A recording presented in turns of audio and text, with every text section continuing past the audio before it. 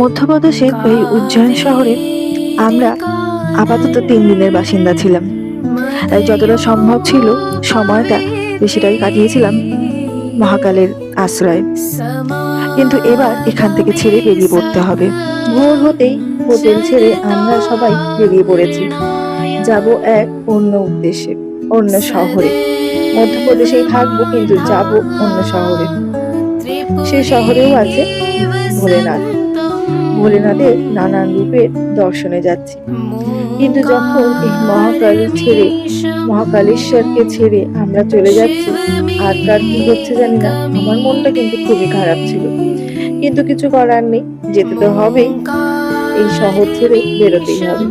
আমাদের আগে থেকে বুক করে রাখা ছিল এই বাসটি, যার ভাড়া খুব বেশি না হলেও 600-700 টাকা পড়েছিল। এসি বাস, কিন্তু খুব ভালো এর সার্ভিস ছিল। আমরা আমাদের বাসটা আগে থেকেই বুক করে নিয়েছিলাম রেড বাস থেকে, এবং আমরা যেখানে যেখানে জার্নি করেছি আমরা সবটাই আগে থেকে প্ল্যান করে, বাস হোক ট্রেন হোক সবটাই করে রেখেছিলাম। কারণ ওই যে বললাম, সাথে ছিল পরিবার, তাই যাতে আমাদের এই জার্নিতে কোনো রকম সমস্যা না হয়, তাই জন্য আমরা আগে থেকে সব প্ল্যান করে ফেলেছিলাম। বিশেষ করে আমার হাজবেন্ড এই সবটা প্ল্যান করেছিল। তো আমরা তো বাস ধরে নিয়েছি এবং প্রায় বহু রাস্তা চলে এসেছি। বহু রাস্তা বলতে প্রায় চলেই এসেছি ওমকারেশ্বর। আর এই যে দেখতে পাচ্ছ বিশাল বড় নদী, এই নদী পার হলেই পৌঁছে যাব ওমকারেশ্বর। উজ্জয়ন থেকে ওমকারেশ্বরের যাত্রাপথ ছিল ওই 4 থেকে 5 ঘন্টা। মাঝে রাস্তাটা খুবই খারাপ ছিল বলে একটু স্লো হয়েছিল, কিন্তু কোনো রকমই সমস্যা হয়নি।